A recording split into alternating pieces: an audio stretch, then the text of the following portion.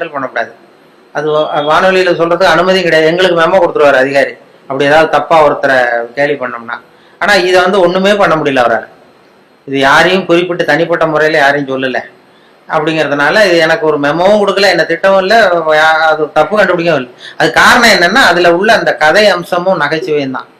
அந்த வேடிக்கையும் அந்த கதையும் சேர்ந்துட்டுதுன்னா ஒரு இடத்துல சொல்லக்கூடாத விஷயத்த கூட சொல்ல முடியுதுன்னு பாருங்களேன். அதான் அனுபவம், அது நகைச்சுவைக்கு உள்ள மரியாதை. அப்படி நிறைய இதை சொல்லியிருக்கிறோம். சொல்லி அந்த எல்லா சப்ஜெக்டுக்கும் ஒவ்வொரு கதையை உண்டு பண்ணுறது. கோவப்படம், சினம் சினம் தவிர்த்தல் அப்படின்னு ஒன்று, அப்புறம் இது சகிப்புத்தன்மை, இப்படி எல்லாத்துக்கும் ஒரு ஒரு கதையை உண்டு பண்ணி சொல்றது வழக்கம். சினம் தவிர்த்தல்னா அந்த இவங்க வேதாத்திரி மகரிஷி, அவங்க அதில் சினம் தவிர்த்தல்னு ஒரு பயிற்சியை கொடுப்பாங்க. அது மாதிரி என்ன, இப்போ நான் இப்போ வேதாத்திரி மகரிஷியினுடைய 95வது பிறந்த நாள் கூப்பிட்டுருந்தாங்க. அந்த ஆழியாருக்கு போயிட்டு வந்தேன் போன ஒரு 10-15 நாள் முன்னாடி. அப்போ எனக்கு ஒரு 15 வருஷத்துக்கு 10 வருஷத்துக்கு முன்னாடியே ஒருத்தர் சென்னையில் ஒருத்தர் கூப்பிட்டார். சார், சினம் தவிர்த்தல்னு பயிற்சி நடத்துகிறோம், வாழ்க வளமுடன் அந்த வேதாத்திரி மகரிஷி, நீ வந்து கோவப்படாமல் இருக்கிறது எப்படின்னு பேசணும்னு என்னை கூப்பிட்டார். நான் சொன்னேன், நான் வந்து பயிற்சிக்கு வேணா வரேன், பேசுறதுக்கு வேண்டாம், எனக்கு பயிற்சி கொடுங்கன்னு. இல்லை சார், பயிற்சிலாம் நாங்கள் கொடுக்குறோம், நீ வந்து பேசிட்டு போ அப்படின்னாங்க. சரின்னு போய் நான் எனக்கு தெரிஞ்ச மாதிரி நான் ஒரு கதையை சொல்லிட்டு வந்துட்டேன். இது மாதிரி சினம் தவிர்த்தெல்லாம் எல்லாருக்கும் கோவம் வரும், ஒருத்தர் ஒரு மாதிரி பண்ணுவாங்கன்னு சொல்லி ஒரு கதையை உண்டு பண்ணி, ஒரு மீனம்பாக்கம் ஏர்போர்ட்டில் ஒரு ஜப்பானுக்கு போக வேண்டிய பிரயாணி லக்கேஜோடு இருக்கார். இந்த லக்கேஜை வாங்கி பிளேனில் ஏற்றக்கூடிய தொழிலாளிகிட்ட அவர் அடிக்க போகிறாரு, சண்டைக்கு போகிறாரு பெரிய மனுஷன். அவன் பதிலுக்கு முகம் சுளிக்கவே இல்லை, சிரிச்சுக்கிட்டே சரி சார் சரி சாருங்கிறான். இவர் அடிக்க போகிறாரு, திட்டுறாரு, கண்ணாவனு பயிறாரு, கோவப்படுறாரு. அவனுக்கு கோவமே வரல. இவர் லக்கேஜை வாங்கி பிளேனில் தொழிலாளி இவர் பாட்டு திட்டாரு, சிரிச்சுக்கிட்டே சரி சரி சரின்னா கடைசியில் லக்கேஜ் வாங்கிட்டு போயிட்டான். அப்புறம் பிளேன் வந்தது, அப்புறம் பிளேன்ல ஏறி இவரும் போயிட்டார். இதை பார்த்துக்கிட்டே ஒரு பேராசிரியர் உட்காந்துருக்காரு, சினம் தவிர்த்தல் பேராசிரியர். உடனே ஓடி போய் அந்த தொழிலாளியை கூப்பிட்டு வந்தார். இதை பாருப்பா, நாங்கள்லாம் சினம் தவிர்த்தல்னு பயிற்சி முகாம்லாம் நடத்துறோம், கோவப்படக்கூடாதுன்னு. உனக்கு கோவமே வரலையே, நீ வந்து எங்களுக்கு வகுப்பு நடத்தலாம் போல இருக்க. அந்த பெரிய மனுஷன் அவ்வளவு திட்டுனா, நீ வந்து பதிலுக்கு உன் முகம் சுளிக்கவே இல்லை, சிரிச்சுக்கிட்டே இருந்தே, அது எப்படி உனக்கு கோவமே வரலையான்னார். இப்போ அவன் சொன்னான், அப்படி இல்லை சார், மனுஷன்னு பிறந்தா கோவம் வரத்தான் செய்யும், அது அவங்கவுங்க பாணியில் அவங்கவுங்க டீல் பண்ணுவாங்க, அவ்வளவுதான். உனக்கு கோவம் வந்ததா அவர் திட்டும் பொழுது அப்படின்னா, வந்தது சார், எனக்கு கோவம் வந்தது, முகத்துல தெரியலையே அப்படின்னா, அது தெரியாது சார் அப்படின்னா. இப்போ எப்படி அதை சமாளிச்சா, எப்படி டீல் பண்ணேன்னு கேட்டிருக்காரு. அது வேற ஒன்றும் இல்லை சார், அந்த பிரயாணி அவர் வந்து ஜப்பான் போயிட்டு இருக்காரு, அவர் லக்கேஜ் எல்லாம் அமெரிக்கா போயிட்டு இருக்கு.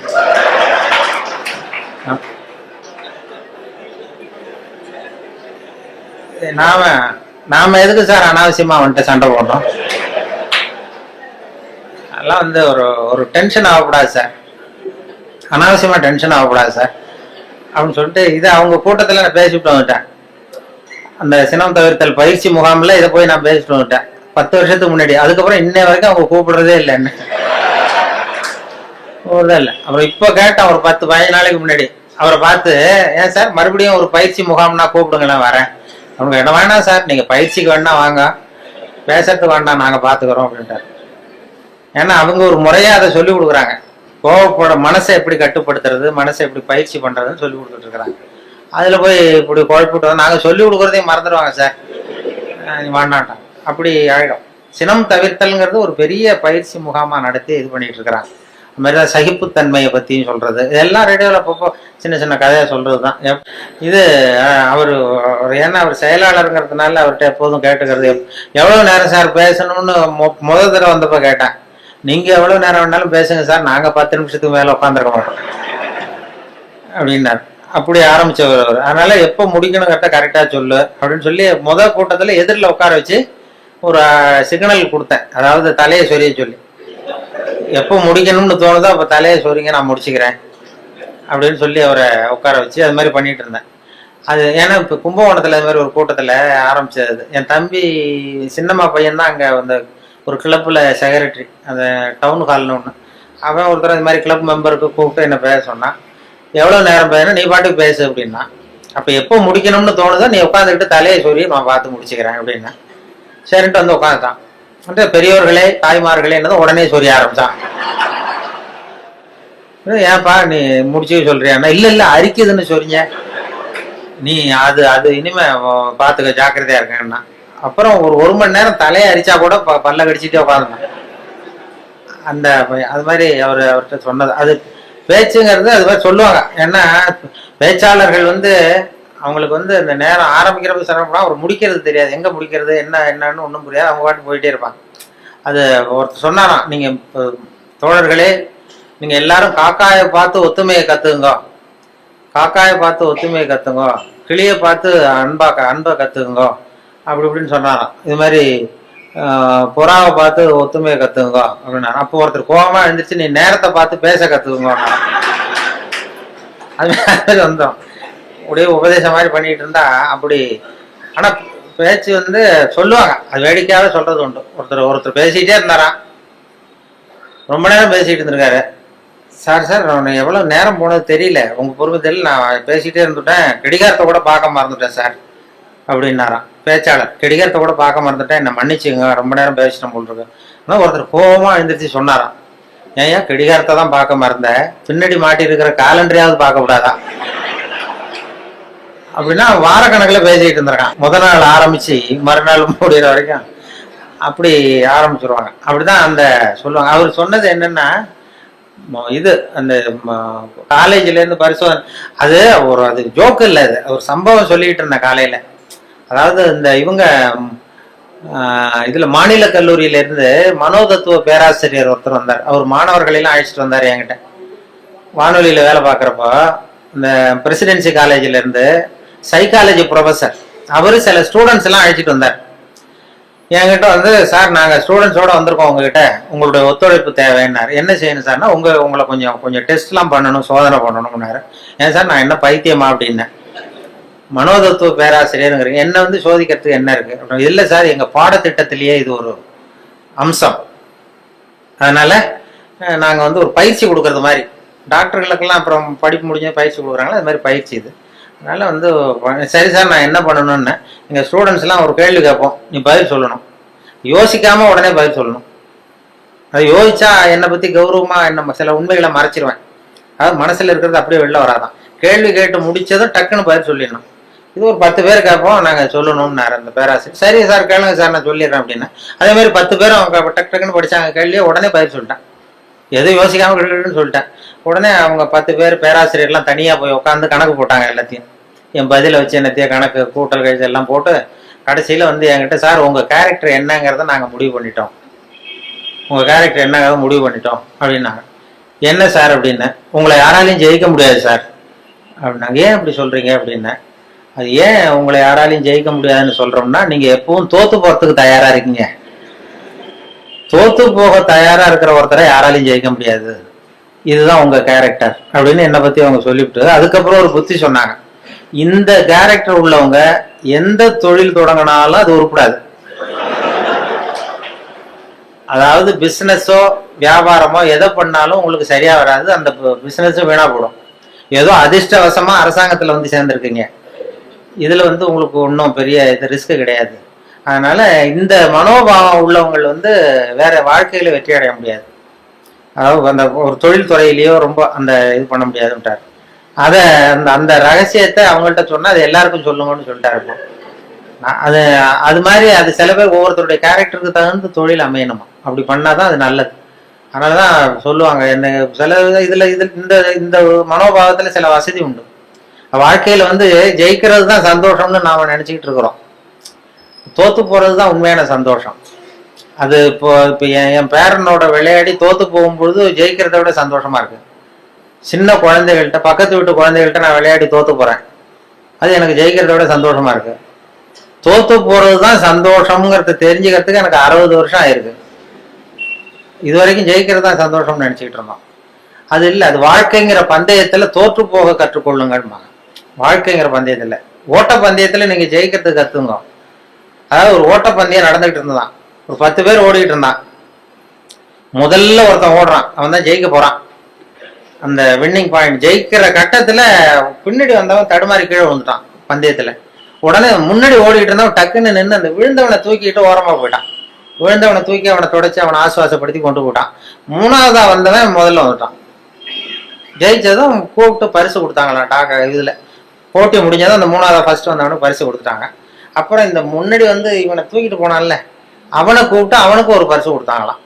கொடுத்துட்டு அவர் சொன்னாராம், அந்த பரிசு கொடுத்தவர், அவன் ஓட்ட பந்தயத்துல அவன் ஜெயிச்சுட்டான், ஆனா வாழ்க்கைங்கிற பந்தயத்துல நீ தான் ஜெயிச்சிருக்கிற, இதுதான் உண்மையான வெற்றி. நீ தோத்து போறதுதான் உண்மையான வெற்றி, உன்னுடைய தோல்வி தான் வெற்றிக்கு காரணம், உன்னுடைய தோல்வியை பாராட்டுகிறோம் அப்படின்னு சொல்லி பாராட்டினாங்களாம். அப்படி அந்த தோல்வி கூட நமக்கு மகிழ்ச்சி, அந்த நுணுக்கமா அது தத்துவார்த்தமா புரிஞ்சுக்க வேண்டிய விஷயம். அந்த விட்டு கொடுத்துக்கிறது நல்ல பெரிய மனப்பான்மை நல்லதுதான்னு போதனை பண்ணுவான். ஒரு ஓட்டப்பந்தயத்துல பின்னாடி வர்றவனுக்கு விட்டு கொடுத்துருவோமா, நீ போடா முன்னாடி, விட்டு கொடுக்கறது தான் நல்லதுன்னு சொல்றாங்க, நீ முன்னாடி போனா மெதுவா வரேன்னு சொல்ல மாட்டோம். அது ஓட்டப்பந்தயம்ங்கிறது வேற, வாழ்க்கைங்கிற பந்தயம் வேற. வாழ்க்கை பந்தயத்துல தோற்று போக கற்றுக்கொள்ளுங்கள் அப்படிங்கிறது ஒரு பெரிய. அதே மாதிரி சகிப்புத்தன்மை இதெல்லாம் சொல்லுவாங்க. சகிப்புத்தன்மைங்கிறது இன்டர்நேஷனல் இயர் ஆஃப் டாலரன்ஸ் அப்படின்னு கொண்டாடினாங்க. சர்வதேச சகிப்புத்தன்மை ஆண்டு 1995. அப்ப ரேடியோவில் இது மாதிரி சகிப்புத்தன்மையை பத்தி நீ ஒரு இது சொல்லணும்னு சொன்னாங்க. எங்க டைரக்டர் அப்பப்போ சொல்லுவாரு, அப்பப்போ ஒரு ஆர்டர் போடுவார், இன்னைக்கு இதை பத்தி சொல்லு, இன்னைக்கு அதை பத்தி சொல்லணும். அந்த கருத்தை வாங்கிட்டு கதையை வழக்கம் போல கதை ஒன்று பண்றதுதான். அது ஒரு டாக்டர் உட்காந்துருக்கிறாரு இந்த ரூம்ல, ஒரு ரூம்ல டாக்டர் உட்காந்துருக்காரு, வெளியில பெஞ்சு போட்டிருக்கு வரிசையா, அதுல 40 பேர் வந்து உட்காந்துருக்கான். 40 பேரும் டாக்டரை பார்க்கறதுக்கு. 40 பேர் சட்டையும் கட்டி பக்கத்துல வச்சிருக்கான். 40 பேர் வாயிலும் 40 தெர்மாமீட்டர் இருக்கு. இது எதுக்கு வந்தான்னு தெரியல, எல்லாரும் தெர்மாமீட்டரோட வரிசையா உட்காந்துருக்காங்க. அப்போ ஒருத்தன் செவுத்துல ஆணி அடிக்கிறதுக்கு காலண்டர் மாட்டுற ஆணி அடிச்சுனா விரல் நசுங்கி போச்சு அதே தெருவில். சரி நம்ம தெரு டாக்டர் தானேன்னு ஓடி வந்து நர்ஸை மாட்டேன், நர்ஸு இது சிஸ்டர் இதில் ஏதாவது மருந்து போடுங்கன்றான். இதில் மருந்து நீ 41வது ஆளா உட்காருன்னு இருக்கு. இல்லையே நான் விரல் தானேன்னு இருக்கான். அதெல்லாம் கேட்காத உட்காருன்னு உட்காந்தான். சட்டையை கேட்டுன்னு இருக்கு, மறுபடியும் விரலை காட்டிடுறான். அதெல்லாம் நீ எங்க அடிபடுவான்னு சட்டையை கேட்டுன்னு எல்லாரையும் பாருன்னதும் எல்லாம் கட்டி வச்சுறான். இவனும் கட்டி வச்சுட்டான். வச்சுட்டு வாயை திறந்ததும் தெர்மாமீட்டர் வச்சுட்டு ஓடி போச்சு. இவன் வாயில தெர்மாமீட்டர் வச்சுக்கிட்டு யோசிக்கிறான், எதுக்கு தெர்மாமீட்டர் வச்சு பாக்குறாங்க, நாங்க விரல் தானே நசிக்கிட்டு வந்தோம் அப்படின்னு பார்த்தா அவன் விரல் நசிக்கிருக்கான்னு எட்டி பாக்குறான். அவனுக்குலாம் நல்லா இருக்கு. சரி எதுக்குடா வந்தேன்னு கேட்கணும்னா வாயை திறக்க முடியல. அவனும் ஏதோ சைகையிலேயே பதில் சொல்றான், வாயில மூடிக்கிட்டு அப்படி இப்படின்னு ஏதோ சொல்றான், புரியல. 40 பேர் 40 கதையோட உட்காந்துருக்கான். ஆனா 40 பேர் வாயிலும் தெர்மாமீட்டர், கண்ணு செவந்து இருக்குது, வாய் உப்பி இருக்கு, பதில் சொல்ல முடியல, பேச முடியல, சகிச்சுக்கிட்டு உட்காந்துருக்காங்க.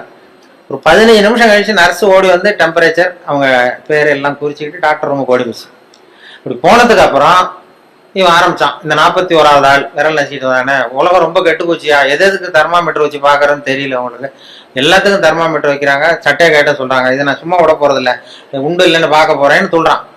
அப்ப இந்த 40வது ஆள் அவனுக்கு அட்வைஸ் பண்றான், அந்த பாருப்பா இது மாதிரிலாம் சத்தம் போடாத, இதெல்லாம் வந்தா இது சர்வதேச சகிப்புத்தன்மை ஆண்டு, இது மாதிரி இடத்துலதான் நம்ம சகிப்புத்தன்மையை கத்துக்கணும், இது மாதிரிலாம் அனாவசியமா அப்படிலாம் சத்தம் போடாது, கொஞ்ச நேரம் மரியாதையா வாழை சுட்டிட்டு மரியாதையா உட்கார் அப்படின்றான் இந்த 40வது ஆள் அவன்கிட்ட. அப்படி சொன்னதும் அவனுக்கு இன்னும் கோவம் வந்துட்டுது. 41வது ஆள் விரல, நீ எனக்கு இவ்வளவு புத்தி சொல்றியடா, நீ எதுக்கு வந்த அப்படின்னு இருக்கான். நான் தபால் கொடுக்க வந்தவன், தினம் இப்படி வருவேன், சட்டையை கேட்ட சொல்லுவாங்க, நான் கேட்டு வைப்பேன், தெர்மாமீட்டர் வச்சு பார்ப்பாங்க, அதுக்கப்புறம் எடுத்துட்டு போனதும் மறுபடியும் சட்டையை மாட்டிக்கிட்டு நான் பாட்டு தபால் கொடுத்துட்டு போயிடுவேன். இதுல என்ன கெட்டு போயிட்டோம், எல்லாரும் சகிப்புத்தன்மையை வந்து வளர்த்துங்கப்பா எல்லாரும் அப்படின்னு சொல்லிட்டு போனாங்களாம். அது மாதிரி இது மாதிரி சந்தர்ப்பத்தை எல்லாம் நீங்க அதை வளர்த்துக்கலாம், சகிப்புத்தன்மை வளர்த்துக்கிறது, சிரிக்க கத்துக்கிறது அப்படின்ட்டு. அதனால ஒன்றும் நேரமும் அடக்கம் பிறந்தவுடன் தெய்வீக கதவுகள் திறந்து கொள்ளுகின்றன அப்படிங்கிறார் ஓஷோ.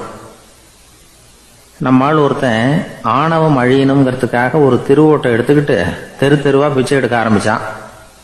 என்ன தெய்வீக கதவுகள் திறந்துதா அப்படின்னு கேட்டார் ஒருத்தர்.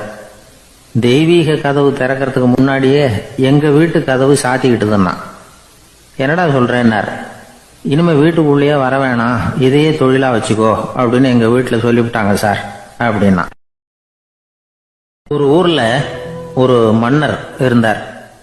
ஒரு நாள் அவருடைய அரசவைக்கு ஒரு ஓவியன் வந்தான். அவன் சீனா தேசத்திலிருந்து வந்தவன், தாவோ சிந்தனையாளன். அவன் அங்க வந்து மன்னர் முன்னாடி நிக்கிறான். யாரும் செய்ய முடியாத ஒரு காரியத்தை என்னால செய்ய முடியும்னா. இவன் இப்படி சொன்னதை கேட்டதும் ஏற்கனவே அங்க இருந்த அரசவை ஓவியன் ஒருத்தனுக்கு கோபம் வந்துட்டுது. இதோ பாரு, இப்படி எல்லாம் பேசக்கூடாது, நான் வேணும்னா உன்னுடைய சவாலை ஏத்துக்கிறேன் அப்படின்னா. நாம 2 பேரும் ஓவியம் தீட்டுவோம், அதை பார்த்துட்டு நம்ம 2 பேர்ல யாரு சிறந்த ஓவியன் அப்படிங்கறத மன்னரே தீர்மானம் செய்யட்டும், என்ன சொல்ற அப்படின்னு கேட்டான். அவனும் சரின்னு ஒத்துக்கிட்டான். போட்டி ஆரம்பமாச்சு. அரசர் அவங்களுக்கு 2 சுவர்களை ஒதுக்கி கொடுத்தார். 6 மாச காலம் அவகாசம் கொடுத்தார். 2 ஓவியர்களும் அவங்கவங்க வேலையை ஆரம்பிச்சாங்க. இரவு பகலா வேலை செய்ய ஆரம்பிச்சுட்டாங்க. 6 மாசம் முடிஞ்சது. அரசர் வந்து பார்த்தார். முதல்ல தன்னுடைய அரசவை ஓவியர் தீட்டி இருந்த ஓவியத்தை பார்த்தார். ரொம்ப பிரமாதமா இருந்தது, பாராட்டினார். இதோ பாரு, உன்னுடைய ஓவியம் அற்புதமா இருக்கு, உயிரோட்டம் உள்ளதா இருக்குது, கலையின் உச்சமே இதுதான், இதை விட சிறந்த ஒரு ஓவியத்தை வேற யாராலையும் படைக்க முடியாது அப்படின்னார். அதுக்கப்புறம் அந்த சீன ஓவியன் கிட்ட போனார். எங்க உன்னுடைய ஓவியம்னு கேட்டார். திரைச்சீலையை விலக்கி விட்டு பாருங்கன்னா மன்னர் வந்து அந்த திரைச்சீலையை விளக்குனார். உள்ள வந்து ஓவியம் இருக்க வேண்டிய இடம் கண்ணாடி மாதிரி தெரிஞ்சுது. அவன் அந்த 6 மாச காலமா அந்த சுவரை வந்து தேய்ச்சி தேய்ச்சி கண்ணாடி மாதிரி ஆக்கி வச்சிருக்கிறான். அதுக்கு நேரா எதிர் சுவரில் அரசவை ஓவியன் தீட்டின ஓவியம் இருக்கு. அது எதிரில் இருந்த இந்த கண்ணாடியில பட்டு பிரதிபலிக்குது. மன்னர் யோசனை பண்ண ஆரம்பிச்சார். அப்புறம் அந்த சீன ஓவியனை பார்த்து கேட்டார், இதை பாரு, நீ ஆமா நல்லது அப்படின்னு சொல்லி ஏத்துக்கணும். இது முதல் கருத்து. 2வது என்ன சொல்றாங்கன்னா, கூடுமான வரைக்கும் யாருகிட்டையும் அனாவசியமா வாதம் பண்ணிட்டு இருக்க கூடாது. 3வது கருத்து என்னன்னா, எந்த பிரச்சனையையும் அடுத்தவங்க கண்ணோட்டத்திலேயே பார்க்கணும், நம்ம பார்வையிலேயே பார்த்துட்டு இருக்க கூடாது. எப்பொழுதுமே அடுத்தவங்களுடைய மனோபாவத்தை நாம புரிஞ்சு வச்சுக்கிட்டோம்னா நம்மளை யாராலும் ஜெயிக்க முடியாது. 4வது கருத்து என்ன சொல்றாங்கன்னா, ஒருத்தர்கிட்ட பேச ஆரம்பிக்கும் பொழுது இயல்பா அன்பா ஆரம்பிக்கணும். இப்போ உதாரணத்துக்கு ஒண்ணு சொல்லணும்னா, உங்களுக்கு இந்த சட்டை ரொம்ப பொருத்தமா இருக்குதே அப்படின்னு ஆரம்பிக்கலாம். அதை விட்டுட்டு அன்னைக்கு என்ன சார் என்ன அம்போன்னு விட்டுட்டு போயிட்டீங்க அப்படின்னு ஆரம்பிக்க கூடாது. 5வது விஷயம், நம்முடைய தவறுகளை தயக்கம் இல்லாம ஒத்துக்கணும், அப்படி ஒப்புக்கொள்ள கூச்சப்படக்கூடாது. 6வது கருத்து என்னன்னா, அடுத்தவங்க அபிப்பிராயங்களுக்கு மதிப்பு கொடுக்கணும். நீங்க சொல்றது தப்பு சார் அப்படின்னு முகத்தில் அடிச்சது மாதிரி பேசக்கூடாது. 7வது கருத்து என்ன சொல்றாங்க, நம்முடைய கருத்து என்னவோ அதை எதிராளியின் வாயிலிருந்து வரவழைக்கணுமா. அப்படி வரவழைக்கிறதுக்கு நாம முயற்சி பண்ணணும், அதுக்கு தகுந்த மாதிரி நாம பேசணும். 8வது குறிப்பு என்னன்னா, சில பேர் எப்ப பார்த்தாலும் சவால் விட்டுக்கிட்டே இருப்பாங்க, அனாவசியமா சவால் விடக்கூடாது. 9வது யோசனை, நம்ம யோசனையை புதிய முறையில சொல்லி பார்க்கலாம். மற்றவர்கள் சொல்லுகிற யோசனையை ஏத்துக்கணும். அந்த யோசனை மகா மோசமானதா இருந்தா கூட அதை ஏத்துக்கிற மாதிரி கூட நடிக்கலாம், அதுல ஒன்றும் தப்பு இல்லை. 10வது குறிப்பு ரொம்ப முக்கியமானது, அதாவது அனாவசியமா பொய் சொல்லக்கூடாது. அப்படி எப்பொழுதாவது பொய் சொல்ல வேண்டிய அவசியம் ஏற்பட்டா பெரிய பொய்யா சொல்லணும், அதை நம்பும்படியா சொல்லணுமா. இதெல்லாம் அந்த நிபுணர் சொல்ற கருத்து தான். சில சமயம் தேவைப்பட்டா பொய்ய கூட உண்மையா மாத்திக்கலாமா. அது எப்படி பொய்ய உண்மையா மாத்துறது அப்படின்னா, இப்ப எனக்கு கார் ஓட்ட தெரியும்னு நண்பர்கள் கிட்ட ஒரு பொய்ய சொல்லிவிட்டீங்கன்னு வைங்களேன், நண்பர்கள் நிஜமாவே ஒரு காரை கொடுத்து ஓட்டுன்னு சொல்றதுக்கு முன்னாடி ஏதாவது ஒரு டிரைவிங் ஸ்கூல்ல சேர்ந்து கார் ஓட்ட கத்துக்கலாமே. அதுக்கு பிறகு அது படிப்படியா எவ்வளவோ மாற்றங்கள் இருந்தாலும் ஆரம்பத்துல டாக்டர் ரெனேல் எனக்கு உருவாக்கின அடிப்படை மாடலை யாரும் மாற்றி அமைக்கலைங்கிறது தான் முக்கியமான விஷயம். நமக்கு தெரிஞ்ச ஒரு ஆஸ்பத்திரி, அதில் ஒரு நோயாளி, காலை நேரத்தில் நர்ஸு அந்த பக்கமாக போயிட்டு இருந்தாங்க. அதை பார்த்துட்டு ஒரு நர்ஸுன்னு கத்துறாரு. நர்ஸு அவசரமாக ஓடி வந்து என்ன விஷயம்னு கேட்டாங்க. சிஸ்டர் இங்கே பாருங்க, உங்கள் டாக்டரை என் நெஞ்சில் ஒரு காதை வச்சு கேட்டுக்கிட்டு இருக்கிறார் அப்படின்னார் நோயாளி. சிஸ்டர் பதட்டப்படாம, அதனால என்ன, இந்த டாக்டர் பழமையான விஷயங்கள்ல ரொம்ப நம்பிக்கை உள்ளவர், அதனால ஸ்டெதாஸ்கோப்பை உபயோகப்படுத்தாம காதை வச்சு கேட்கிறார், அது ஒன்றும் தப்பு இல்லை அப்படின்னாங்களாம். ஐயோ அதுக்காக இல்லை சிஸ்டர், இவர் என் நெஞ்சு மேல தலையை வச்சது நேற்று ராத்திரி 9 மணி, இப்போ விடிஞ்சு போச்சு, இன்னமும் தலையை எடுக்கவே இல்லை, அதுக்காக தான் சந்தேகப்பட்டு உங்களை கூப்பிடுறேன் அப்படின்னாராம். இந்த உலகத்துல எத்தனை வகையான மனிதர்கள் இருக்கிறாங்க, ஒவ்வொரு மனிதனுமே ஒவ்வொரு வகை அப்படிங்கிறாங்க விஞ்ஞானிகள். மனிதர்களை 3 வகையா பிரிக்கலாம் அப்படின்னு சொல்றாங்க மெய்ஞானிகள். இவங்களை பத்திலாம் ஏற்கனவே நாம பேசியிருக்கிறோம். இப்போ டாக்டர் எட்வர்டு பேட்ச் அப்படிங்கிற நிபுணர் என்ன சொல்றாரு தெரியுமா, மனிதர்களை 7 வகையா பிரிக்கலாம்ங்கிறார். மனிதர்களின் மனநிலை அடிப்படையில் அவங்களை 7 விதமா வகைப்படுத்துறார் அவர். சரி, அது என்ன 7 வகை? முதல் வகை என்னன்னா, பயந்த குணம் உள்ளவங்க. சார் ரொம்ப பயந்த சுபாவம், வீட்டில் கூட வாயே திறக்க மாட்டார், சாப்பிட போறப்ப மட்டும்தான் கொஞ்சம் வாயை திறப்பார், அப்புறம் மூடிக்குவார் அப்படின்னு சில பேரை பத்தி நாம பேசிக்கிறது உண்டு. இவங்கெல்லாம் இந்த வகை, அதாவது பயந்த குணம் உள்ளவர்கள் அப்படிங்கிற முதல் வகை. சரி, 2வது வகை என்னன்னா, சஞ்சலப்படுகிறவர்கள். எதுக்கு எடுத்தாலும் கலக்கம், குழப்பம், இப்படியே காலம் தள்ளிட்டு இருப்பாங்க. பல பேர் பார்த்துருப்பீங்க. அவங்கெல்லாம் இந்த வகை. மூணாவது வகை என்னன்னா, யதார்த்த உலகை மறந்து கற்பனை உலகத்திலேயே மிதக்கிறவங்க. இளைஞர்கள், கவிஞர்கள், இப்படி பல பேர் இருக்கிறாங்க. எப்போ பார்த்தாலும் கற்பனை உலகத்திலேயே மிதந்துக்கிட்டு இருப்பாங்க. கிட்டத்தில் போய் என்னங்க ஒரு மாதிரியா இருக்கிறீங்க அப்படின்னு கேட்டு பாருங்க. அவங்களெல்லாம் ஏதோ ஒரு அற்ப புழுவை பார்க்கறது மாதிரி அவங்கள பார்ப்பாங்க. அதுவும் அந்த வானத்து நிலாவை பாருங்கள், அது என்னை வா வான்னு கூப்பிடுது, எனக்கு சீக்கிரத்தில் ஒரு நாள் சிறகுகள் முளைக்கும், சிறகடித்து வானத்தில் பறந்து போ. டெல்லிக்குன்னு நாங்கள் போயிட்டு வரோம் சார், ரொம்ப தேங்க்ஸ், நீங்கள் அப்படியே இருங்க சார், சௌக்கியமா இருங்கன்னு சொல்லிட்டு, ஏன் சார் கொஞ்சம் இருந்து சாப்பிட்டு போங்களேன்றாங்க. அதெல்லாம் வேணாம் சார், நீங்கள் மறுபடியும் ஏதாவது பேச்சு வரும், மறுபடியும் பந்தயம் கட்டுவீங்க. நாங்கள் போயிட்டு வரோம், நாங்கள் பார்த்துக்குறோம் சார், நீங்கள் போயிட்டு வாங்க. ரொம்ப மரியாதையாக அவனை விட்டுட்டு போயிட்டாங்க. 2 பேரும் போய் டெல்லியில் இந்தியாவுக்கே தலைமை அதிகாரி அவர்கிட்ட போய் சொல்லிட்டான், சார் அவன் தமிழ்நாட்டுக்கு போனோம், தமிழ்நாட்டில் போய் அவன் எப்படி பணம் சேர்த்தானா பந்தயம் கட்டியே பணம் சேர்த்தேன்னு சாதிக்கிறான் சார். அது மட்டும் இல்லை, எங்ககிட்ட ஒரு 200 ரூபாய் பிடிங்கிட்டு விட்டான் சார். ஆனால் அவருக்கு கோவம் வந்துட்டு தான், எத்தனை பேரா இருக்கீங்க இந்த இந்தியாவெல்லாம், நீங்கள்லாம் ஒரு பெரிய அதிகாரியா, ஜூனியர் ஆஃபீஸர்ஸ் எத்தனை பேர் இருக்கீங்க இந்தியா பூரா விசாரிக்கிறதுக்கு? நம்ம ஆஃபீஸ்லன்னா 30 பேர் இருக்கோம் சார். ஆனால் 30 பேரையும் இங்கே கூப்பிடு, உங்களுக்கு ட்ரைனிங் கொடுக்கணும், உங்களுக்கு அனுபவம் பத்தாது. நான் இந்தியாவுக்கே தலைமை அதிகாரி, அனுபவம் ஜாஸ்தி. உன்ன மாதிரி இருக்கிற 30 பேர் இங்கே கூப்பிட்டு ஹாலில் உட்கார வை, ஜூனியர் ஆஃபீஸர்ஸ். நான் வந்து ட்ரைனிங் கொடுக்கணும், உங்களுக்கு பயிற்சி பத்தாது. ஒரு ஆள் போய் தமிழ்நாட்டில் அந்த ஆளை கூப்பிட்டுவாங்க, இங்கே அவனையே கூப்பிட்டுவாங்க.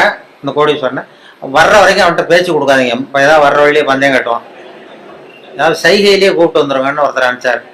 ஒருத்தன் வந்து மெதுவாக ரொம்ப சாமர்த்தியமாக அவன்கிட்ட எது கேட்டாலும், இல்லை சார் எல்லாம் அங்கே போய் பேசிக்கலாம் வாங்க. எதுக்கு சார் கூப்பிட்டு போறீங்கன்னா, அதெல்லாம் அங்கே போய் பேசிக்கலாம் சார், நீங்கள் ஒன்றும் வாங்கன்னு மெதுவாக பேச்சு கொடுக்காம கொண்டு போய் டெல்லியில் இது மாதிரி மேடையில் நிறுத்தி அந்த பெரிய இந்தியாவுக்கே தலைமை அதிகாரி உட்காந்துருக்கார். இவன் நிற்கிறான், இந்த 30 பேர் ஜூனியர் ஆஃபீஸர்ஸ் உட்காந்துருக்காங்க, அவங்களுக்கு ட்ரைனிங் கொடுக்குறாரு அவர். இதை பாருப்பா, நான் வந்து இந்தியாவுக்கே தலைமை அதிகாரி, நான் நினைச்சேன்னா உன் தண்டனையை குறைக்க முடியும், உனக்கு வந்து உன்னை அப்ரூவராக கூட மாற்றிடுவேன், அந்த அதிகாரம்லாம் என்கிட்ட இருக்கு, அதனால என்கிட்ட சொல்லிடு எப்படி பணம் சேர்த்தேன் அப்படிங்க. சார் நீங்கள் வந்து இந்தியாவுக்கே தலைமை அதிகாரி, உங்களுக்கு அனுபவமும் ஜாஸ்திங்கிறத நான் புரிஞ்சுக்கிட்டேன், வயசும் ஜாஸ்தி, அதனால நீங்களாவது நம்புங்க சார், நான் பந்தயம் கட்டி தான் பணம் சேர்த்தேன். அங்கேயும் நம்ப முடியாதுரா அப்படின்னா உங்ககிட்ட ஒரு பந்தயம் கட்டிட்டோமான்றான். நான் இந்தியாவுக்கே தலைமை அதிகாரா அப்படின்னா, இருக்கட்டும் சார், நான் ப்ரூவ் பண்ண வேண்டாமா உங்களுக்கு? வேண்டாம் சார், அது எங்கள் அதிகாரியை தான் ஏமாத்தி விட்டியடா எங்கள் 2 பேரை அப்படின்னா. அப்போ அவர் சொன்னானா, இவன் அது இல்லை சார், உங்கள் அதிகாரிகள் ஏமாந்தது என் உடம்பை பற்றின ரகசியம், நான் வந்து பளிங்கு கண்ணு வச்சிருந்தேங்கிறது அவருக்கு தெரியாது, ஏமாந்து போனார். நான் பல் செட்டு கட்டியிருந்தேங்கிறது தெரியாது, அதனால இவர் ஏமாந்து போனார். இப்போ நான் உங்ககிட்ட பந்தயம் வைக்கிறது வந்து என் உடம்ப பற்றின ரகசியமே வேண்டாம், உங்க உடம்ப பற்றின ரகசியம். இவர் அசந்தார், என் உடம்புல என்னடா ரகசியம்னார். ஒன்றும் இல்லை சார், முதுகுல இடுப்பு கிட்ட 1 ரூபா அகலத்துக்கு கருப்பாக ஒரு மச்சம் இருக்கு, உங்களுக்கு கருப்பாக ஒரு மச்சம் முதுகுல இடுப்பு கிட்ட இருக்கு. அவருக்கு இல்லைன்னு நல்லா தெரியும், அதனால சுத்தமா இல்லடா சார், நேற்று வரைக்கும் இல்லை சார், இந்த நிமிஷம் இருக்கு அப்படின்றான். அவரு அசந்து போய் ஒரு 100 ரூபாய் எடுத்து வச்சார், இதை ப்ரூவ் பண்றான். இவனும் ஒரு 100 ரூபாய் எடுத்து வச்சுட்டு சட்டை கேட்டுங்க சார் கேட்டி காட்டுறாரு, மச்சம் இல்லை. இவன் தோத்து போட்டான், மச்சம் இல்லை அவருக்கு. உடனே அந்த பெரியவர் அதிகாரி 200 ரூபாய் எடுத்து வச்சுக்கிட்டு, தோழர்களே உங்களுக்கு அனுபவம் இல்லை, அதனால உங்களை ஏமாத்திட்டான், எனக்கு அனுபவம் ஜாஸ்தி, இப்போ என்கிட்ட அவன் ஏமாந்துட்டான், இப்போ இந்த பந்தயத்துல எனக்கு 200 ரூபா லாபம்னாரான் பெரியவர். அப்போ இவன் எங்கேருந்து போனோம், இவன் மெதுவாக ஆரம்பிச்சிருக்கான், சார் ஐயா நீங்க சொல்றது சரி, ஒரு 200 ரூபா இந்த பந்தயத்துல உங்களுக்கு லாபம் தான், ஆனா இதே பந்தயத்துல எனக்கு 2900 ரூபா லாபம் சார்ன்றான். என்னடா பண்ண அப்படின்னு கேட்டிருக்காரு. உங்களுக்கு தெரியாம இந்த 30 பேர்கிட்டையும் தனித்தனியா ஒரு பந்தயம் கட்டியிருக்கேன். என்ன பந்தயம்டா கட்டினேன்? ஆனா அது ஒண்ணும் இல்லை, உங்க எல்லாரும் முன்னாடியும் உங்க மேல் அதிகாரியே சட்டையை கேட்ட வைக்கிறேன்.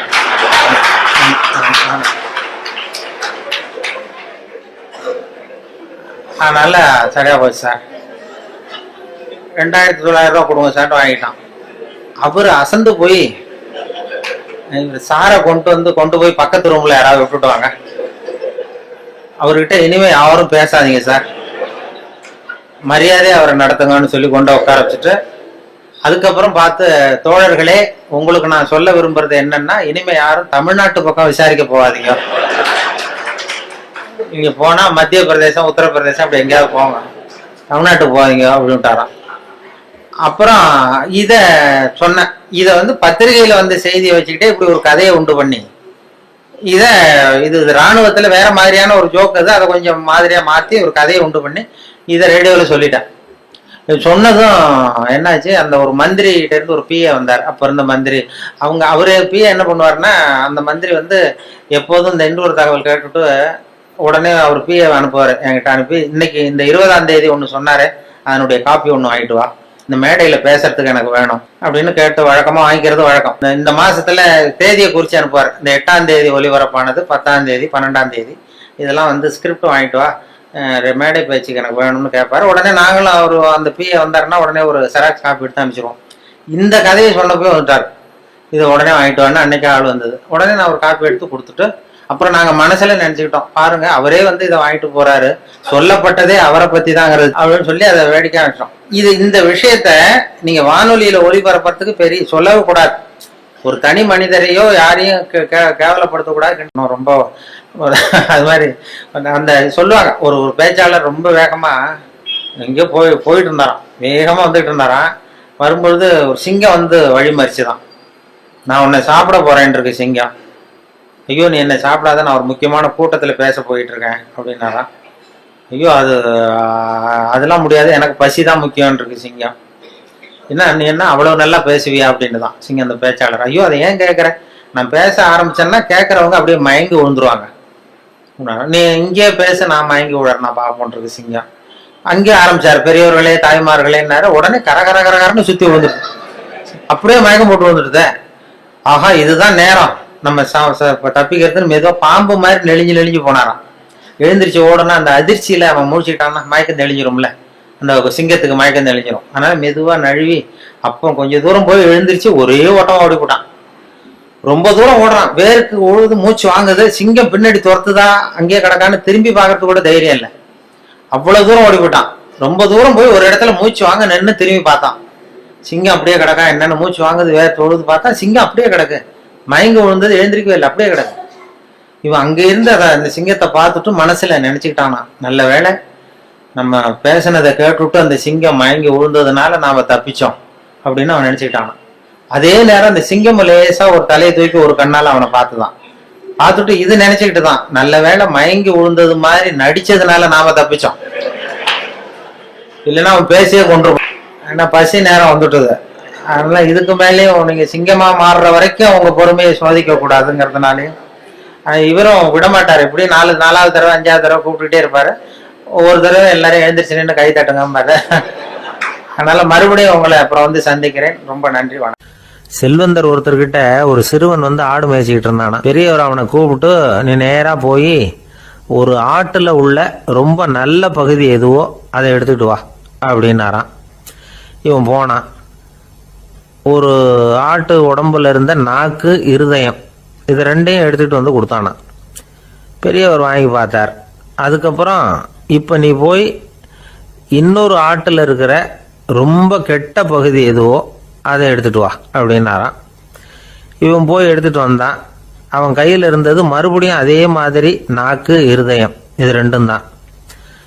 என்னது இப்பவும் அதையே கொண்டுட்டு வந்திருக்கிற அப்படின்னாரான் பெரியவர். இவன் சொன்னானா, ஒரு உடம்புல உள்ள ரொம்ப நல்ல பொருளும் இதுதான், ரொம்ப கெட்ட பொருளும் இதுதான் அப்படின்னானா. இளம் வயசுல இப்படி பதில் சொன்னவர் தான் பேரறிஞர் லுக்மானுல் ஹக்கீம் அவர்கள்.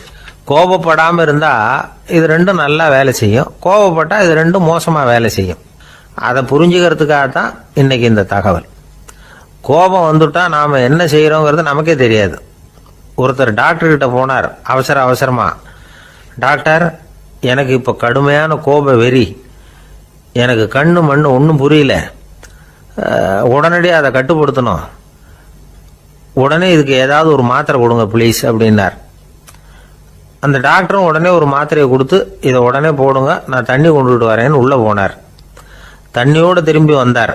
இவர் சொன்னார், டாக்டர் நீங்கள் கொடுத்த மாத்திரை ரொம்ப பெருசாக இருந்தது, இருந்தாலும் கஷ்டப்பட்டு முழுங்கிட்டேன்னார். டாக்டர் சந்தேகத்தோட மேசையை பார்க்குறார். பார்த்தா மாத்திரை அங்கேயே இருக்குது, பேப்பர் வெயிட்டை காணல. காலை நேரம், கடற்கரை ஓரம், காலை வீசிக்கிட்டு கையை வீசிக்கிட்டு ஏதோ சண்டைக்கு போகிற சிப்பாய் மாதிரி எல்லாரும் நடந்து போயிட்டு இருக்கிறாங்க. நடைப்பயிற்சி. அதில் நமக்கு தெரிஞ்ச ஒருத்தர் எதிரில் வந்தார் ரொம்ப வேகமாக. என்ன சார் வாக்கிங்க அப்படின்னு கேட்டோம். அவரால் ஆமாம்னு பதில் சொல்ல முடியல. அவ்வளவு கஷ்டம். மூச்சு விடுறதுக்கே வாயை திறந்து மூடிட்டு இருக்கிறார். எங்கே பேசுறது? கொஞ்சம் நின்று நிதானித்து மூச்சு விட்டுட்டு அதுக்கப்புறம் சொன்னார் ஆமாம் அப்படின்னு. என்ன சார் இவ்வளவு வேகம்னோ? உங்கள் பேச்சை கேட்டுவிட்டு தான் சார் நடக்க ஆரம்பித்தோம். நீங்கள் தான் அடிக்கடி சொல்லிகிட்டு இருந்தீங்க நடக்கிறது நல்லதுன்னு. அன்னையிலேருந்து ஆரம்பிச்சுட்டேன். ஆனாலும் ரொம்ப கஷ்டமாக இருக்குது சார். இப்போ பாருங்கள், உங்கள்கிட்ட சுலபமாக பேசக்கூட முடியல, மூச்சு வாங்குது, உடம்பு கூட வலிக்கிறது மாதிரி இருக்குது அப்படின்னு அவர் பாட்டுக்கு பேச ஆரம்பிச்சிட்டார். உங்களை யார் சார் இவ்வளவு வேகமாக நடக்க சொன்னது? வேகத்தை குறைங்க, மெதுவாக நடங்க அப்படின்னோம். நீங்கள் நடக்கிறதுனால என்னென்ன சௌகரியம்னு அன்னைக்கு சொன்னீங்களே தவிர சௌகரியமாக நடக்கிறது எப்படின்னு சொல்லலையே அப்படின்னார் அவர். இன்னமும் லேசாக மூச்சு வாங்கிக்கிட்டே சொன்னால் கூட இவர் சொல்கிறதுலேயும் ஒரு நியாயம் இருக்குது. அதனால் இந்த நடைப்பயிற்சி பண்ணுறவங்க கவனிக்க வேண்டிய சில முக்கியமான குறிப்புகள் இருக்குது. அது என்னென்னங்கிறத அவங்க தெரிஞ்சுக்கணும். அது தெரிஞ்சு வச்சுக்கிறது நல்லது. இதெல்லாம் மருத்துவ நிபுணர்கள் சொல்கிற குறிப்புகள். அவங்க என்ன சொல்கிறாங்க தெரியுமா? உங்கள் வயசு 40க்கு மேலேயா? உங்கள் எடை இருக்க வேண்டியதை விட 10 கிலோ அதிகமாக இருக்குதா? நீங்கள் புகை பிடிக்கிறவரா? இதய நோய், இரத்த நாள நோய், உயர் ரத்த அழுத்தம் இப்படி ஏதாவது உங்களுக்கு உண்டா? அப்படின்னா நீங்கள் உங்கள் இஷ்டத்துக்கு வரிஞ்சு கட்டிக்கிட்டு நடைப்பயிற்சி பண்ண ஆரம்பிச்சிடாதீங்க. முதல்ல ஒரு மருத்துவ பரிசோதனை பண்ணிக்கோங்க, அதுதான் நல்லது அப்படின்னு அவங்க சொல்கிறாங்க. நடக்கிறப்போ, உடற்பயிற்சி செய்கிறப்போ மார்பு பகுதியில் அல்லது வேறு எங்கேயாவது தொடர்ந்து வலி இருந்ததுன்னா பயிற்சியை நிறுத்தி விட்டு டாக்டரை போய் பார்க்கணும். நடைப்பயிற்சி பண்ணுறப்போ உங்கள் சக்திக்கு தகுந்த மாதிரி மெதுவாக அதிக கஷ்டம் இல்லாமல் முன்னேறலாம். அங்கே என்ன போட்டியாக வைக்கிறாங்க? முந்திக்கிட்டு போய் என்ன பண்ண போகிறோம்? பரிசா வாங்க போகிறோம். அதனால் நிதானம் அவசியம் அப்படிங்கிறது அவங்க ஆலோசனை. தொந்தரவு கொடுக்காத ஷூ, ட்ரெஸ்ஸு இதுகளை உபயோகப்படுத்துங்க. பாதத்தில் ஆடு தசை இருக்குல்ல, அங்கே ஏதாவது பிரச்சனை இருந்ததுன்னா டாக்டரை பாருங்கள். இந்த பாதத்தில் வலி வரும் அந்த இடத்துல. வெயில் காலமாக இருந்தால் தலைக்கு தொப்பி வச்சுக்கோங்க. பனியில் நடந்தாலும் அப்படி தான். தலையை பத்திரமா பார்த்துக்குங்க. நம்மக்கிட்ட ஏதோ கொஞ்சம் உருப்படியாக தெரியறது அது தானே. உடற்பயிற்சிக்கு முன்னாடி பின்னாடி பயிற்சி செய்கிறப்போ நிறைய தண்ணி குடிக்கலாமா. முதல் 1 மாதத்துக்கு கொஞ்சம் தளர்த்தியாக சாவகாசமாக நடக்கலாம். மணிக்கு 3 அல்லது 4 கிலோமீட்டர் வேகம்னு வச்சுங்களேன். அதுக்கப்புறம் வேகத்தை அதிகப்படுத்தலாம். மணிக்கு 6 அல்லது 8 கிலோமீட்டர் அளவுக்கு நடக்கலாம். நல்லா கையை வீசிக்கிட்டு நடக்கணும். மூச்சு விடுற எண்ணிக்கை அதிகரிக்கணும். இது மாதிரி ஒரு 30 நிமிஷம் நடக்கலாம். தனியாக நடந்து போகிறதுக்கு உங்களுக்கு என்னமோ மாதிரி இருக்குதா? கூட யாரையாவது சேர்த்துக்குங்க. ஒரு குரூப்பாக சேர்ந்து போகலாம். நடக்கிறதுங்கிறத ஒரு சந்தோஷமான சமாச்சாரமாக ஆக்கிக்கணும். தினம் இப்படி நடக்க வேண்டி இருக்குதே அப்படின்னு புலம்பிக்கிட்டே போகக்கூடாது. சில பேர் நடக்கிறப்போ கடந்த காலத்தை அசை போட்டுக்கிட்டே போவாங்க. சில பேர் வருங்காலத்தை அசை போட்டுக்கிட்டே போவாங்க. சில பேர் முக்கியமான திட்டம்லாம் இப்படி நடக்கிறப்போ தான் தீர்மானம் பண்ணுவாங்க. நடக்கிறதுனால மன இறுக்கம் குறையுது, பரபரப்பு குறையுது, மன ஆற்றல் பெருகுது, தன்னம்பிக்கை வளருது, முதுமை தள்ளி போகுது, செயல்திறன் அதிகரிக்குது. இதை தவிர உடம்புக்கும் பல விதமான சௌகரியங்கள் ஏற்படுது. அதனால் இது வரைக்கும் நடக்க ஆரம்பிக்காதவங்க இனிமே இந்த குறிப்புகளை கவனத்தில் வச்சுக்கிட்டு நடக்க ஆரம்பிச்சுடலாம். சார்லஸ் லேம்ப் அப்படின்னு ஆங்கில இலக்கிய மேதை ஒருத்தர். அவர் ஒரு தரம் உடம்பு சரியில்லைன்னு டாக்டர்கிட்ட போனாராம். டாக்டர் அவரை பார்த்துட்டு, நீங்கள் தினமும் காலையில் வெறும் வயத்தில் நடக்கணும் அப்படின்னாராம். வெறும் வயத்தில் நடக்கிறதுக்கு நான் தயார், ஆனால் வயிறு கிடைக்கணுமே சார். யார் வயத்து மேலே நடக்கிறது டாக்டர் அப்படின்னு கேட்டாராம் இவர். ரொம்ப பேருக்கு கூட்டத்தில் பேசுறதுன்னா பயம். நமக்கு ஒன்றும் தெரியாதுன்னு மற்றவங்க நினச்சிடக்கூடாதுங்கிற எண்ணம் தான் இதுக்கு காரணம். ரொம்ப முக்கியமான ஒரு கூட்டம்னா பயம் அதிகமாக இருக்கும். முக்கியமானவங்கள்லாம் வருவாங்களே, அவங்கெல்லாம் நம்மளை பற்றி மட்டமாக நினச்சிருவாங்களே அப்படிங்கிற பயம் வந்துடும். ஆனால் மேடை பேச்சுங்கிறது அவ்வளவு கடினமான ஒரு காரியம் இல்லைங்கிறாங்க அது சம்பந்தமான நிபுணர்கள். யாரும் பேச்சாளர் ஆகலாம், இது ஒன்றும் பெரிய கிஃப்ட் கிடையாது அப்படின்னு அவங்க சொல்கிறாங்க. நீங்கள் ஒரு சிறந்த பேச்சாளர் ஆகணுமா அப்படின்னா அதுக்குன்னு சில ஆலோசனைகளை சொல்லி வச்சிருக்கிறாங்க அனுபவசாலிகள். முதல் ஆலோசனை என்னன்னா, உங்கள் பேச்சு எளிமையாக இருக்கணும். ஏதாவது ஒரு கருத்து அல்லது 2 கருத்து சொன்னால் போதும். 20 அல்லது 30 கருத்துக்களை சொல்லிகிட்டே போகக்கூடாது. 2வது ஆலோசனை, நீங்கள் என்ன பேச போகிறீங்கிறது முதல்ல உங்களுக்கு நல்லா புரியணும். அதுக்கப்புறம் தான் அதை அடுத்தவங்களுக்கு புரிய வைக்க முடியும். எப்படி ஆரம்பிக்க போகிறோம், எந்த கருத்தை முக்கியமாக வலியுறுத்த போகிறோம், எப்படி முடிக்க போகிறோம் அப்படிங்கிறத முதல்ல நல்லா சிந்திச்சு மனசில் வச்சுக்கணும். கடைசியா என்ன சொல்றீங்களோ அதுதான் கேட்கறவங்க மனசுல நிக்கும். மூணாவது ஆலோசனை என்னன்னா, உங்க பேச்சு சுருக்கமா இருக்கணும். ஒரு 15 நிமிஷம் பேசுறது ரொம்ப பொருத்தம். மணிக்கணக்கில் பேசிக்கிட்டு இருக்கிறது நல்லது இல்லை. நாலாவது ஆலோசனை, நீங்க பேசுறது உண்மையா இருக்கணும். உங்களுக்கு உண்மையான அனுபவங்கள் இருக்கும், அதை சொல்லலாம்.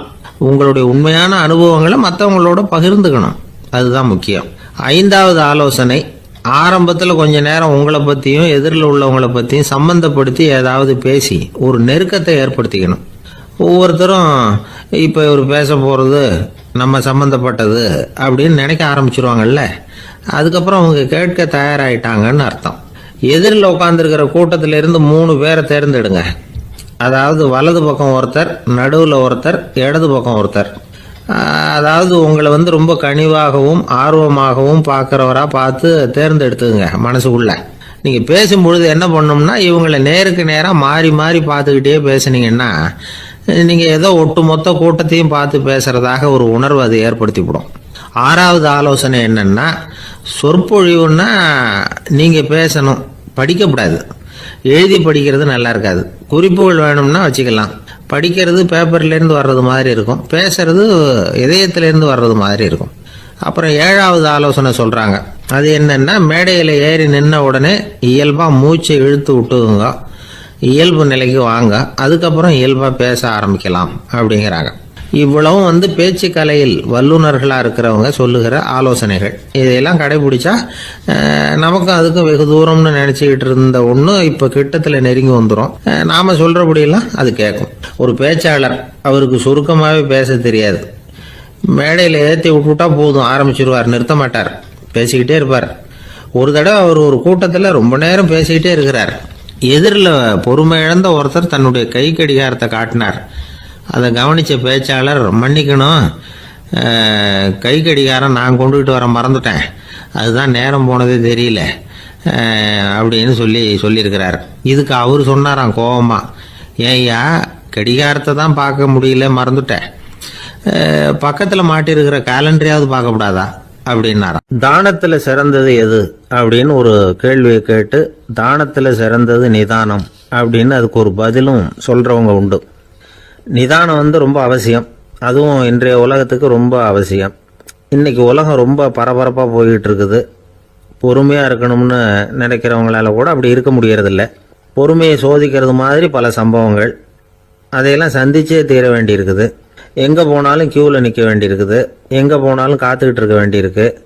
ஆஃபீஸ்லேயோ வீட்லேயோ கூட நீங்கள் நிதானமாக பொறுமையாக நடந்துக்க தெரியலன்னா உங்களுக்கு சிடுமூஞ்சி, முசுடு இப்படிலாம் பேர் வச்சுருவாங்க.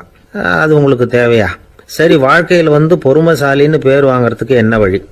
முதல் பாயிண்ட், நீங்கள் நினைக்கிறது, எதிர்பார்க்கறது, செய்யறது எல்லாமே 100% கரெக்டாக நடக்கணும்னு ஆசைப்படக்கூடாது. எதுவாக இருந்தாலும் அதில் ஓரளவுக்கு தவறு நடக்கலாம் அப்படிங்கிறத எதிர்பார்த்தே இருக்கணும். ஓரளவுக்கு அதை அனுமதிக்கணும்.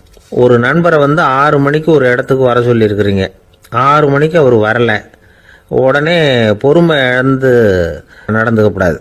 ஒரு 10 நிமிஷம் டிலே ஆகலாம். ஒரு வர்ற வழியில் பஸ்ஸு கூட ஏதாவது டிராஃபிக்கில் மாட்டியிருக்கலாம். அதெல்லாம் எதிர்பார்த்தே கொஞ்சம் காத்திருக்கிறதுல ஒன்றும் தப்பு இல்லை. சில சமயம் டிலே ஆகிறது கூட நல்லதாக முடியும். ஒரு பஸ்ஸை தவற விட்டுட்டு, ஐயோ கொஞ்சம் ஒரு 2 நிமிஷம் முன்னாடி வந்திருந்தா பிடிச்சிருக்கலாமே அப்படின்னு தவிச்சிக்கிட்டு இருப்பாங்க சில பேர். அடுத்தபடியாக வர்ற பஸ்ஸு நேரடியாக நீங்கள் போக வேண்டிய இடத்துக்கே கொண்டு போய் விடுற பஸ்ஸாக கூட இருக்கலாம்.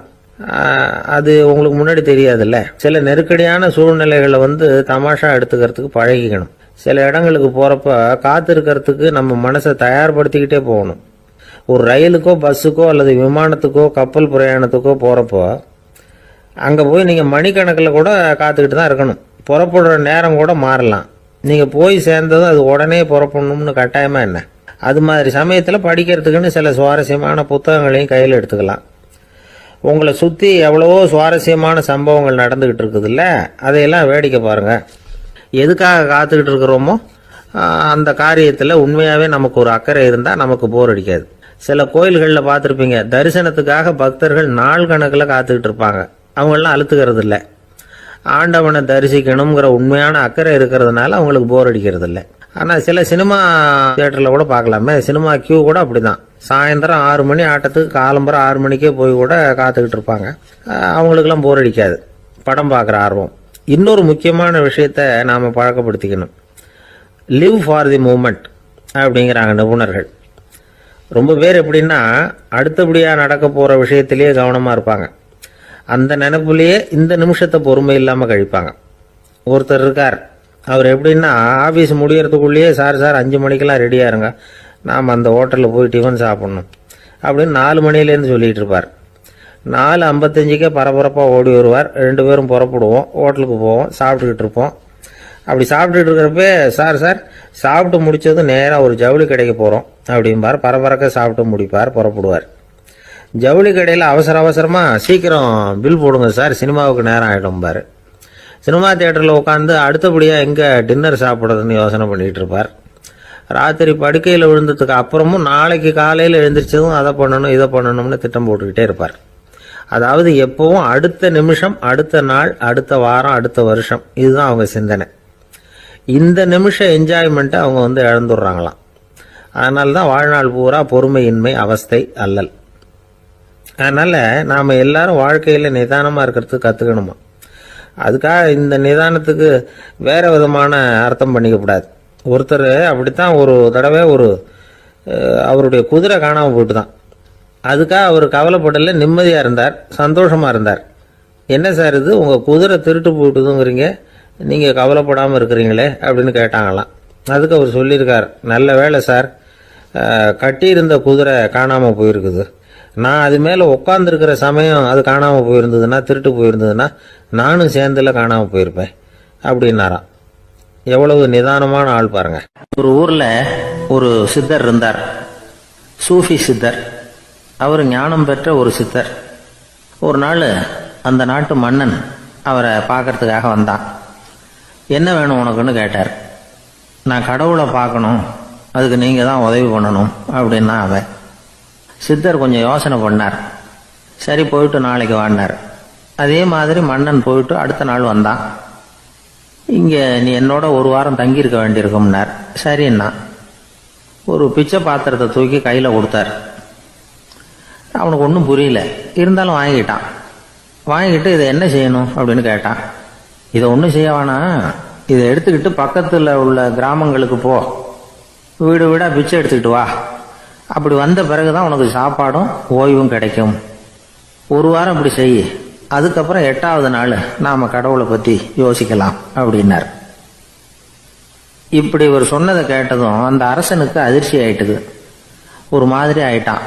தன்னுடைய சொந்த நாட்டில் சொந்த குடிமக்கள்கிட்ட போய் பிச்சை எடுக்கிறதா அப்படின்னு யோசனை பண்ணி பார்த்தான். அதுக்கப்புறம் மெதுவா அவன் அந்த சித்தரை பார்த்தான். ஐயா, சொந்த நாட்டிலேயே பிச்சை எடுக்கிறதுன்னா எனக்கு ஒரு மாதிரியா இருக்கு, வெக்கமா இருக்கு. நான் வேணும்னா வெளி தேசத்தில் எங்கேயாவது போய் பிச்சை எடுக்கவா அப்படின்னு கேட்டான். இதுக்கு அந்த சித்தர் ஒரு சம்மதிக்கலை. இதை பாரு, உன்னால பிச்சை எடுக்க முடியலன்னா பேசாம திரும்பி அரண்மனைக்கே போயிடு, அதுக்கப்புறம் கடவுளை பத்தி எல்லாம் பேசுறதுக்கு என்னை தேடிட்டு வரக்கூடாது அப்படின்னு விட்டார். மன்னன் தயங்கினான், இருந்தாலும் மனசை சரி பண்ணிட்டு சம்மதிச்சான். சரிங்க, ஒரு வாரம் இங்கே தங்குறேன், நீங்கள் சொல்கிறது மாதிரி பக்கத்து கிராமங்களுக்கு போகிறேன், வீடு வீடாக பிச்சை எடுக்கிறேன், வர்றேன் அப்படின்னா. ஒரு வாரம் தெரு தெருவாக பிச்சை பாத்திரத்தோடு அலைஞ்சான். சொந்த ஊரில் சொந்த குடிமக்கள்கிட்ட பிச்சை எடுத்தான். 7 நாள் முடிஞ்சது. 8வது நாள் அந்த சித்தர் மன்னனை கூப்பிட்டார். இப்படி வாழ்னார், வந்தான். இனிமே நீ கடவுளை பற்றி என்கிட்ட கேட்கலாம்னார். இனிமே கேட்கறதுக்கு ஒன்றுமே இல்லை சுவாமின்னா இவன். ஒரு வார காலம் பிச்சை எடுத்த பிறகுதான் கடவுளை காண முடியும் அப்படின்னு நான் கனவு கூட காணவில்லைன்னா. அப்படின்னா நீ பிச்சை எடுத்த காலத்தில் அப்படி என்னதான் நடந்தது அப்படின்னு கேட்டார் அவரு. சுவாமி, ஒரு வார காலம் பிச்சை எடுத்ததுல என்னுடைய ஆணவம் அழிஞ்சுட்டுது. அது இப்போ இருக்கிற இடமே தெரியல. இப்போ அதை காணவே காணோம். பிச்சைக்காரனா இருந்தப்போ பெற்றதை மன்னனாக இருக்கும்போது பெற முடியாதுங்கிறத புரிஞ்சுக்கிட்டேன் அப்படின்னா மன்னன்.